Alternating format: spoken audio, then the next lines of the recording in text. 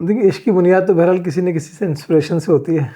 और मुझे याद पड़ता है हम आपके पास आए थे और इस हवाले से गुफ्तगू हुई थी कि जो यूथ है वो बहरहाल एजुकेशन की फ़ील्ड में तो हम मौजूद हैं, लेकिन उसके नतीजे में कोई हम एज़ सच स्किल्स पैदा नहीं कर पा रहे, कोई अच्छी अर्निंग पैदा नहीं कर पा रहे और जॉब्स पे हमारा यूथ जो नज़र आता है। उस हवाले से आपसे भी काफ़ी इस मौजू पे मुलाकातें रही हैं, डिस्कशन रहा है। और हाफ़िज़ नईम रहमान साहब जो हमारे जमात इस्लामी को कराची को लीड करते हैं, अल खिदमत फाउंडेशन और खिदमत कराची के भी सदर हैं, उनसे इस मौजू पे गुफ्तगू रही है।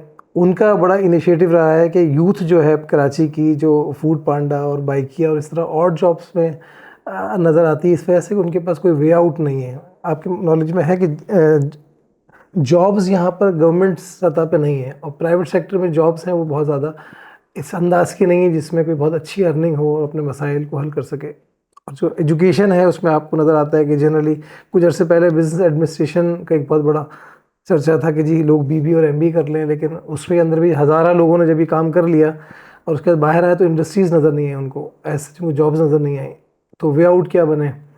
और उस हवाले से आपकी इंस्पिरेशन बहुत है। इस हवाले से अगर हम बात करें और खुल के बात करें कि आईटी के हवाले से, फ्रीलांसिंग के हवाले से, डिजिटल मार्केटिंग है, अपनी ज़ाती अर्निंग है, अपने आप को अपलिफ्ट करना है, अपने घर को ऊपर उठाना है, तो जो मिडिल क्लास है, लोअर मिडिल क्लास है, उसमें हम आप देखते हैं कि आपका एक बहुत बड़ा रोल है जिसके नतीजे में लोगों ने अपने आप को अपलिफ्ट किया। तो ये सारी मिली जुली बातें हैं, उसके नतीजे में जो है वो डिस्कशन चलते रहे, वोकेशनल एजुकेशन, ट्रेनिंग्स, किस आइटम पे जाएं, किस चीज़ पे जाएं, किस तरीके से बच्चे अपलिफ्ट हों, और इसकी ब्रेन स्टॉर्मिंग हुई, बहुत सारे आइडियाज़, कॉन्सेप्ट डेवलप हुए, चीज़ें आती गईं, और बहरहाल किसी नतीजे में पहुंचते हुए फिर ये एक आइडिया जनरेट हुआ कि हम लोगों को काबिल बनाएं, यानी लोग स्किलफुल बने।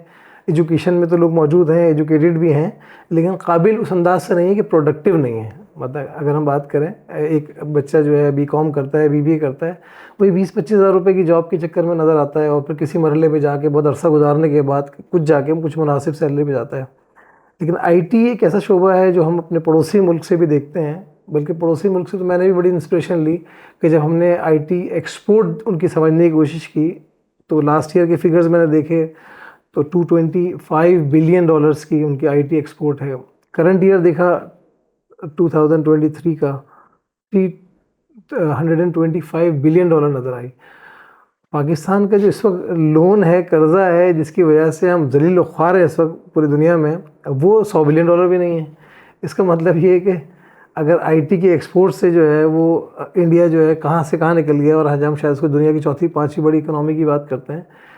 और इससे ज़्यादा स्मार्ट नौजवान तो शायद कराची का है। पाकिस्तान की तो बात अगले मरहले पे हम करेंगे। तो इस कौम को अगर इस काम पे लगा दिया जाए और लग जाए कौम इस काम पे, तो कर्ज़ा और लोन तो बहुत दूर की बात है, हम तो बहुत आगे जा सकते हैं।